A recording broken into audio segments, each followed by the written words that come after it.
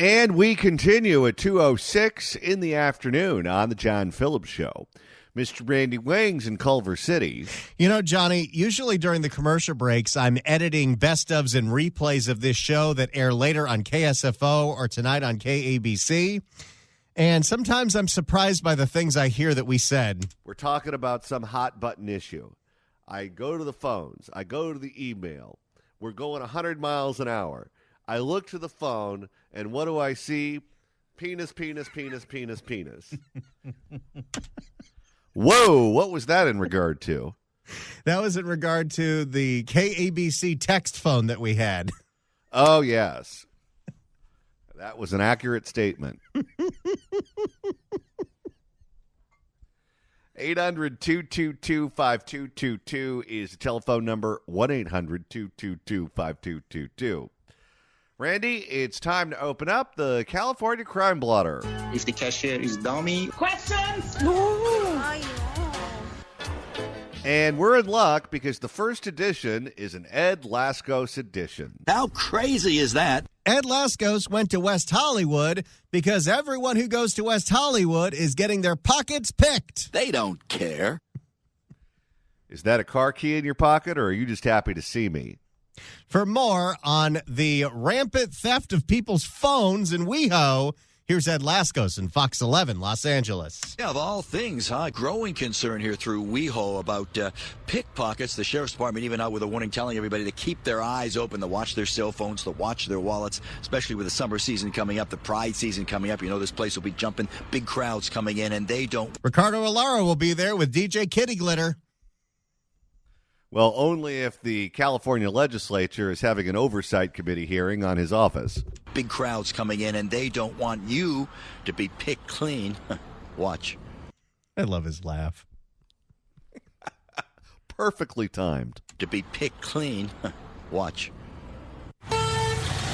The streets of WeHo, everywhere you look, everybody's on their phones and on guard, not wanting to be picked clean, losing their cell phones to a pickpocket. It did happen to Garrett and his friends. I had it happen to us. Last time we were visiting, we were at a club and was stolen my friend's phone. So I think it is just a matter of that. Friend get distracted, did he? I think these are organized crime rings doing it. Oh, yeah. And they know that West Hollywood defunded the Sheriff's Department and replaced them with ambassadors, so there's really not a whole lot of patrolling going on. No, you can pretty much steal whatever you want in West Hollywood. So I think it is just a matter of, remaining vigilant. The bars and nightclubs already jumping with the growing threat. Many even posting warnings. See that there? Attention, it says. Beware of pickpockets. Yeah, if you're on your fifth cocktail and you're dancing on the dance floor, my guess is you're not paying attention to that or the Prop 65 warning. Keep an eye on your belongings. We'll take a Louis to take your phone off the table. Don't sit it on the table. So, yeah, everybody's aware of it. And at beaches, same thing, yeah. It's the message of the night. Even the L.A. County Sheriff's Department is now out warning those who come to WeHo looking for a good time to look out for their belongings, their cell phones, their wallets. Keep it in the front pocket, boys. Who puts their phone in their back pocket? When you sit down, you'd sit down right on your phone. Their cell phones, their wallets, and don't keep both of them tied together. If you have your wallet attached to it, they also take your phone and all of your other information, like your ID. Don't get one of those cell phone cases that's got the credit card holder because they're going to take all of it. Other information, like your ID and credit cards. So make sure that you kind of just making sure that if you have it, you'd have a good grip on it. The Sheriff's Department reporting almost 400 thefts just last year alone. 400 cell phone thefts in West Hollywood. And I would imagine that many of these crimes don't get reported because people just feel like they're idiots if they were out being drunk and sloppy. That's not surprising to this bouncer. He's seen it all. If you're not paying attention, it can, especially if you're, intoxicated. Yeah. I've seen a lot of people where they're so drunk they pass out. That would be a good study for this specific crime. Of the 400 cell phones that were stolen, how many of the people that got their cell phones stolen were stone cold sober? I wonder if the owner of this particular establishment is shaking his head as he's watching the news. Because technically, aren't the bartenders not supposed to overserve you to the point to where you're passing out on the property? Yes. Yes, that is a thing. He's seen it all. If you're not paying attention, it can, especially if you're intoxicated. Yeah. I've seen a lot of people where they're so drunk they pass out. And it's. But the bartenders can't do everything. What if you're loaded, but your friend isn't, and they go get the bucket of beers and bring it back to your table? I don't know. If I'm the owner of that bar, I'm worried that the state's going to pull my license. And it's dangerous. Someone can just walk up and just grab your things and walk away. Right. And now live, that's how fast it goes down. And investigators say another big part of the MO is distraction. You're in a bar or a club, they throw something on the floor, they say, hey, look, and you look down and they quickly grab your cell phone and they... It's the oldest trick in the book. They're doing sleight of hand. Did I ever tell you I have a friend who got his phone stolen at a casino, and it was stolen by an old man who knows about as much about technology as Barbara Ferrer, and he accidentally took a number of selfies of himself with the stolen phone and started accidentally calling people in the Rolodex. Oh, my. Disappear in a crowd, you can't find them. Quick tip I heard is, think about this, put a rubber band around your cell phone or your wallet. They say it makes it harder to lift it out of your pocket. You'll feel them and you'll be able to stop it. That's a good tip. Never heard that one before. Did you?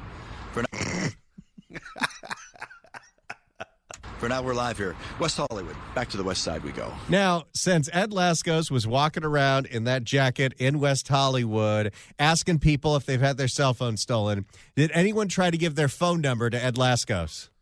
Ooh, I'm going to go with yes. Does have kind of a bear build. They should think again.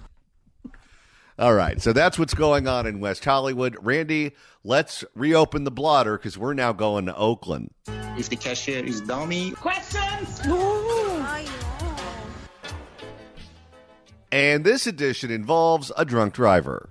So we told you about this story a while ago where CHP were chasing a drunk, reckless driver outside of Oakland. They drove into Oakland. It was getting too dangerous, so the CHP backed off. What do you know? The driver ended up crashing into a woman anyway. Well, now that woman is speaking out, and she's mad at CHP for chasing the drunk driver to begin with. Well, if you're trying to get it wrong, you won. For more, here's KTVU, Fox 2 in the Bay Area. Well, Claudine, this woman had twin 6-year-old boys in with her in the back seat. Now, just to make clear, the CHP says that there was no active pursuit on the ground by their officers at the time of the crash. Still, she says no law enforcement agency, whether it's Oakland or CHP, should be chasing these traffic violators in the first place. We shouldn't chase drunk drivers? Okay, I think I'm following her logic. If anywhere in Northern California there's a high-speed chase going on, everyone knows you drive to Oakland and they have to call off the dogs because it's not legal in Oakland, which means Oakland becomes a criminal magnet.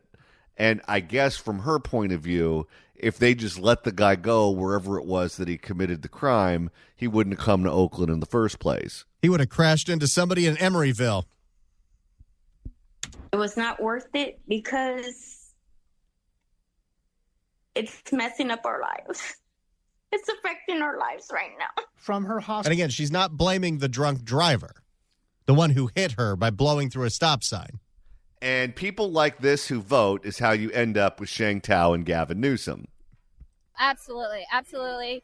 From her hospital bed, Michelle Perez is in pain and speaking out after she was T-boned by an alleged drunk driver in East Oakland.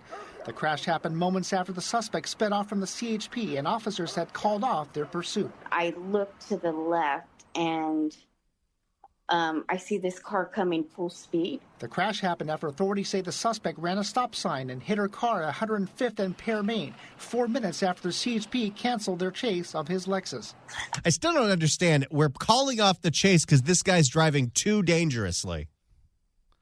But he continued to drive recklessly and drunk, surprise, surprise, and that's when he hit her. I tried to brake and he just smashed right into us so hard. I just see my windshield crack in front of me. Perez suffered 4 fractured ribs and a broken pelvis. Her boyfriend's twin 6-year-old sons were riding in the back of her Toyota Corolla. Wait, they're not her kids? No. Oh, that's interesting. What time of night was this? Well, the guy was blitzed when he was driving. Her boyfriend's twin 6-year-old sons were riding in the back of her Toyota Corolla. One wasn't hurt, but the other was knocked unconscious. I heard one of them say, my brother, something's wrong with my brother. That boy's at Children's Hospital Oakland, where he underwent surgery for a skull fracture and internal bleeding. This is what's left of her car. Right after the crash, she says the suspect, 35-year-old James Javon Thomas, came to check on her. The suspect came up to the car. Hey, did you go through that too? That was wild. I got pretty rattled. How about you?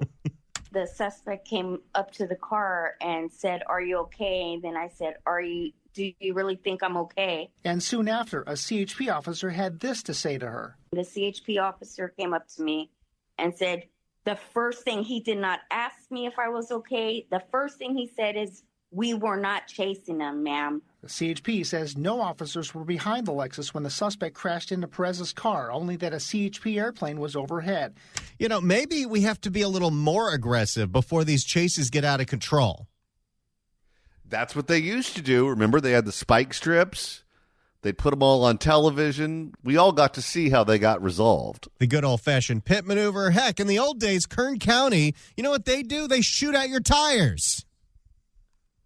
Go for it. But 3 days later, CHP officers were actively chasing a reckless driver when he plowed into a couple's car in Pittsburgh, killing the woman and seriously injuring her fiancé. I could have been killed as well. But what are you advocating for here? Not chasing criminal suspects and reckless drunk drivers? If you just ignore people who are not only drunk, but driving so recklessly that it's obvious to everyone, including the cops, that they're driving drunk, we're just supposed to pretend like we don't see it? But something saved me. Perez had this message for unsafe drivers. Think about what you do because you're going to change someone's life. Rather, it's my family. One day it's going to be yours, and you're going to be sitting here in my situation. And you don't want the CHP to chase them. Well, guess what? If you get your way when you get out, you better make sure that you do your research to find a car that can withstand a drunk driver T-boning it. Now, as of today, that little boy is in stable condition, but his loved ones are praying and waiting for a full recovery. Claudia? All right, certainly sending good thoughts to that little boy. What's her recovery look like, Henry? And really, what are police saying about these chase policies? Because certainly this crash and others are reigniting that discussion. Yeah, to make clear again, the CHP says they were not actively pursuing in Oakland, but they were in Pittsburgh. Oakland certainly has been pilloried because its officers have not been chasing suspects in property crime. So it's almost like anywhere in the Bay Area, if you can make it to Oakland, you're home free. You're safe. A very difficult debate. You have to take these chases on a case-by-case basis. Now, as far as the woman's concerned, she is trying to walk, but right now she is confined to her hospital bed in San Leandro. Yeah, sending her good thoughts as well. All right, thank you, Henry, for that report. So there's the latest on a woman who was hit by a drunk driver after the CHP stopped chasing her, and she has a problem with the chasing. But this goes to show you what we're up against here. What do you do when the victims are the problem? Because she's clearly the problem here. She's the one that advocates for the policy that resulted in her being hit by a drunk driver. And then even after she gets hit, she triples down. There's nothing you can do to help this woman. There's just nothing. If you don't get it, even after you get T-boned and you're confined to a hospital bed, I don't know what can be done to get your attention. Do we need puppets? Maybe we can go entertain her in the hospital room, Randy. We can do a puppet show, and we can try to teach her how she voted resulted in her condition. We might need some Hot Wheels, not the Jasmine Crockett kind. We might need some Hot Wheels and some puppets, and maybe we can break this down for her. I know she's got the time. What are you going to do? If you'd like to email the show, you can do so at johnnydon'tlikeshow@gmail.com. That's johnnydon'tlikeshow@gmail.com. And Randy, as we get closer to the end of the show, if you want to continue listening to us after we sign off at 3, that's easy to do. All you got to do is go to The John Phillips Show on Apple Podcasts. Go to The John Phillips Show on iHeart. Go to The John Phillips Show on Spotify. You can even do what good old George Gascon likes to do in the middle of the night. Do a Google on YouTube. It's pretty much the only thing he does now. Search for The John Phillips Show wherever you get your podcasts, and you'll find it, and you can enjoy yourself. Just make sure if you're driving in a dangerous neighborhood that you're not having the music so loud that you can't hear gunshots, like if you happen to be on the Hagenberger. Hagenberger. And starting on April the 1st, we're going live to the Bay Area. How exciting is this?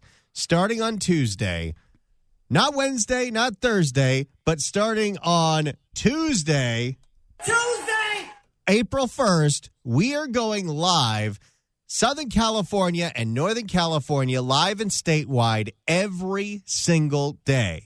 This is something we've been working on for a very long time, and it's finally happening. We've been doing a version of the Fix California Hour that airs at night on KSFO for about a year and a half now, and now we're going to be simulcasting live. So every single day from noon to 3, you're going to hear The John Phillips Show on 790 KABC in Los Angeles, and you're going to hear the show on 810 KSFO in the Bay Area. That signal's so big, it also covers Sacramento and a lot of parts of Northern California as well.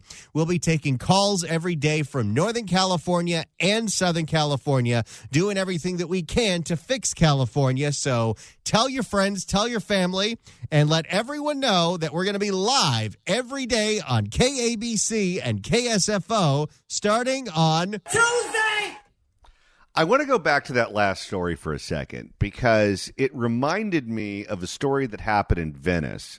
I don't know if you remember this one, Randy, where a mother was walking her baby in a baby carriage, and then a criminal who just stole a car, who should have been in prison, but we let him out because of, equity, ran them over. Oh, I remember that. This was a George Gascon story, and he was a juvenile offender that George Gascon decided could just go to camp, and then he ran over the woman and her baby. Yes, and then after it happened, the woman acknowledged that she was a voter of George Gascon's, but she no longer felt safe at her home in Venice, so she was moving to the state of Colorado where she felt safer, and she was going to continue to vote the same way. And I remember thinking, okay, you got what you wanted, and the result was you got run over, and your baby got run over, and now you no longer feel safe. So instead of voting differently, you're moving to Colorado, and you're going to ruin that state too.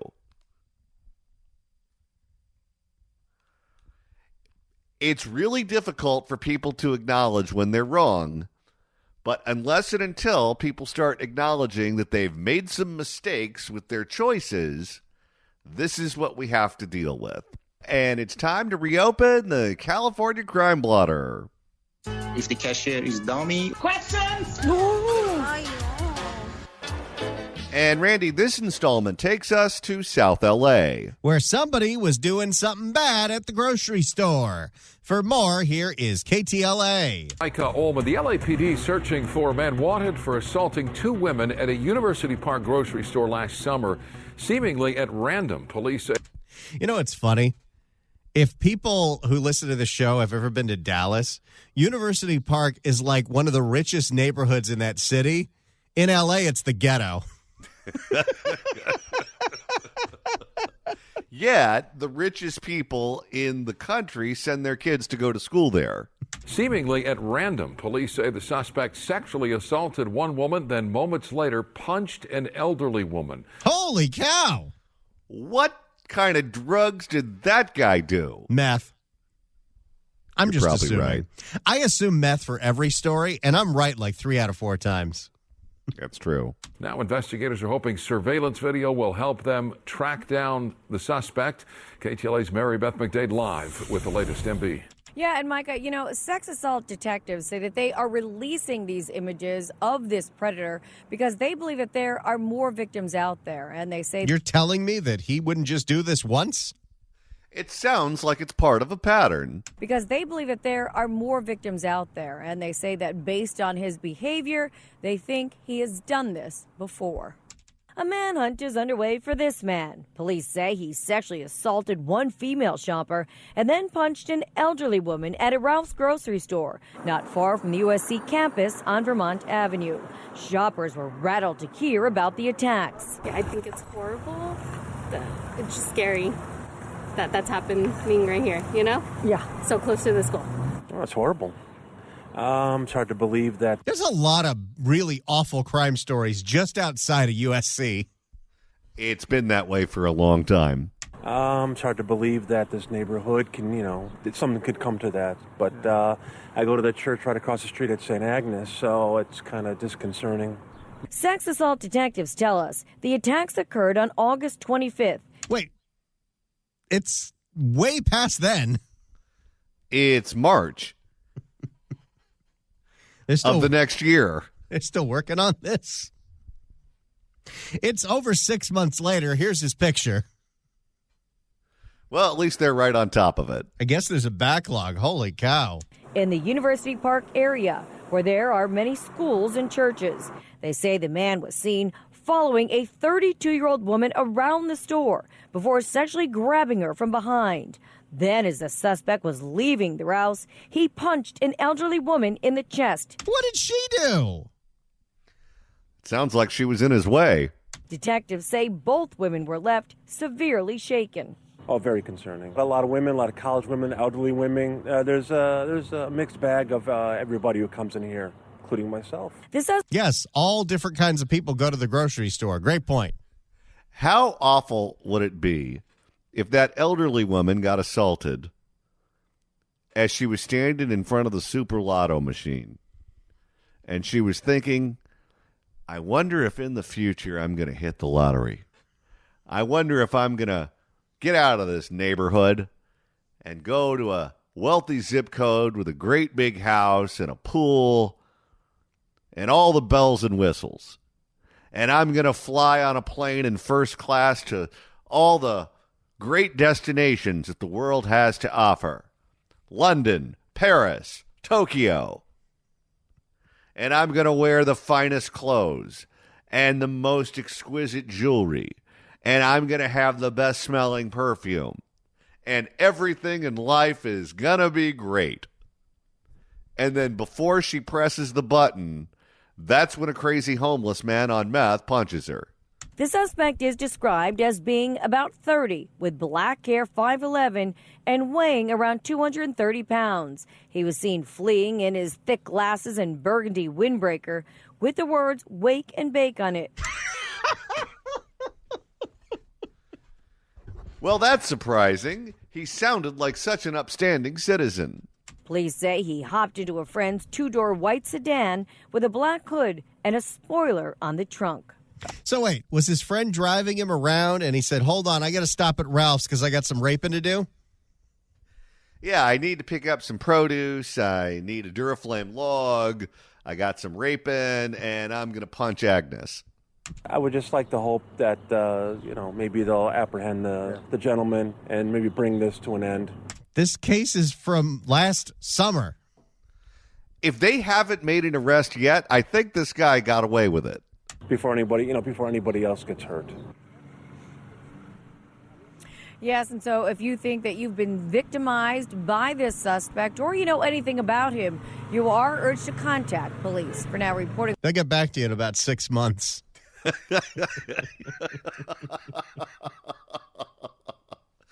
Maybe this is why no one bothers to call the cops, because what's the point? For now, reporting live here in University Park, Mary Beth McDade. We'll send it back to you guys in the studio. Mary Beth, thank you. There you go. A horrific sexual assault and the punching of an old woman 6 months ago at a Ralph's. Maybe I'm just old-fashioned, but the most dangerous thing that is supposed to happen to you at the grocery store is trans fats making their way into your cart. Let's go to Padia in Pacoima. Welcome. Hello, how are you? Good. I'm sorry, I'm so mad right now. I'm shaking. So my daughter got into USC. She worked really hard. She's a great student. She also has other offers, and she was offered this beautiful housing on the university honors dorm, which is on the University Park, which is actually campus. My understanding is campus property. Nowhere in the wine and dining and offers of this have we been told as prospective parents of things happening on campus. There's now that I heard the story, I went online to see if the USC's published anything, and they're not very clear about where it happened. They say it's on and off campus. It kind of blurs, like, behind this parking lot. It doesn't say it's on campus. And we're looking at $100,000 a year. I don't understand why, parents aren't kept abreast of this is what's going on. This is the measures that we're taking. This is security. The church across the street was built by Caruso. I'm sure that, he's not too happy about the continued crime and lack of transparency. And I'm also wondering if this story, which I just looked at, wasn't published until February, was a cover-up with part of the USC. Well, certainly the university doesn't want prospective students to believe that their campus is unsafe. So if anyone has a motivation to bury these stories, it's the university.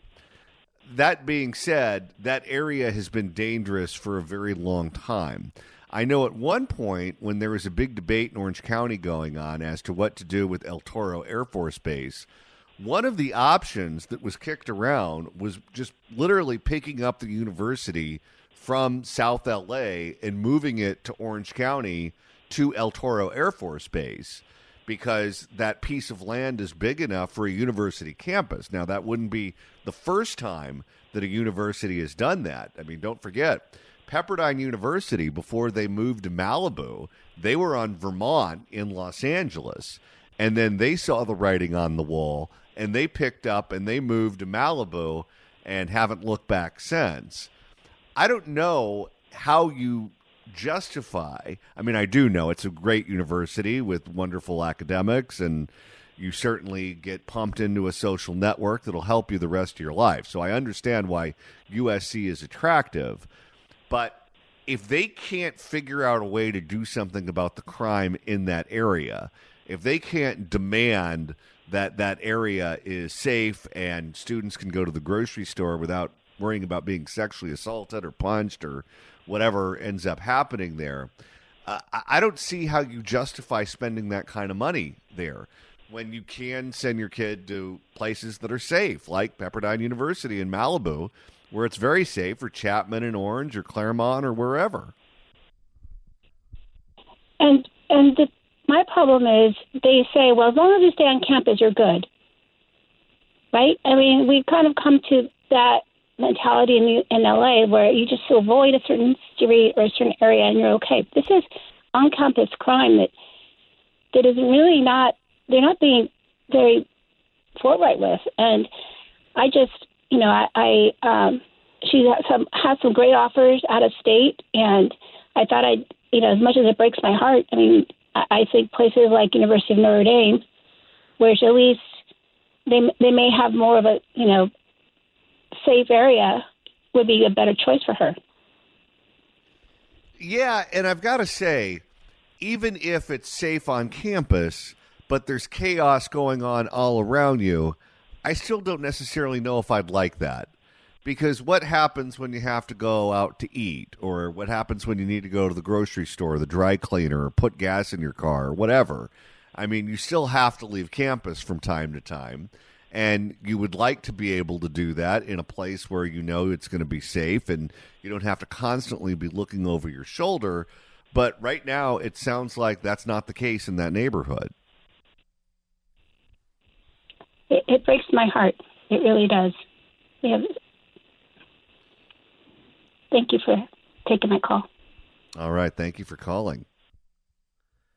And I'm really surprised because you think about a social network in the state of California that has a lot of juice, that has a lot of power and influence. The USC alumni, it's probably the strongest alumni network of all of the California universities. The people I know who went to USC have benefited from other alumni from the University of Southern California. They help each other get jobs. They help each other get into social clubs. They help each other getting their kids into universities, those sorts of things. Certainly the athletics play a huge role in it. That keeps them coming back to the university. It keeps them engaged with what's going on over there. But UCLA's alumni network is not like that. Stanford's network is not like that. Certainly none of the Cal States are like that. USC is well known for that. That's part of the reason why people are willing to pay the money they're willing to pay to send their kid there. But ultimately, if you don't feel that the area is safe, at a certain point you say, okay, I know you get all of these benefits from sending your kid to USC, but is it worth the risk? And right now, the risk is substantial. And I understand if you're the university, you're out there saying, look, on campus, it's safe. You don't have to worry about anything going on campus. We have our own police. We have our own cameras. We have our own lights. We make sure that you're not on campus unless you're supposed to be there. Fine. But it's not like that's the only place you stay if you go to a university. When I was going to Cal State Fullerton, I was off that campus all the time. All the time. When I went to graduate school in Claremont, I was off that campus virtually every day I had a class. Now, that's kind of a weird situation because it's a university essentially in a neighborhood. It's not like a blocked off place. But you know what I mean. You don't stay in one area. Sometimes you go to places that, like Mexico is known for this. You go to Cancun and you stay at one of those fancy all-inclusives. And they say, we have the best beach. We have the best pool. We have the best restaurants on campus. We have the finest rooms. We have the best service. But do not step foot off this property or you will be murdered. Then you say to yourself, okay, Hawaii it is. I don't know. I realize that people do it. I don't like being in a place where my immediate surroundings are safe, but if I take one step, one block in a different direction, and you're in a war zone, I don't like that. Gives me anxiety. All right, that's going to do it for us today. We'll be back tomorrow at noon for another edition of The John Phillips Show.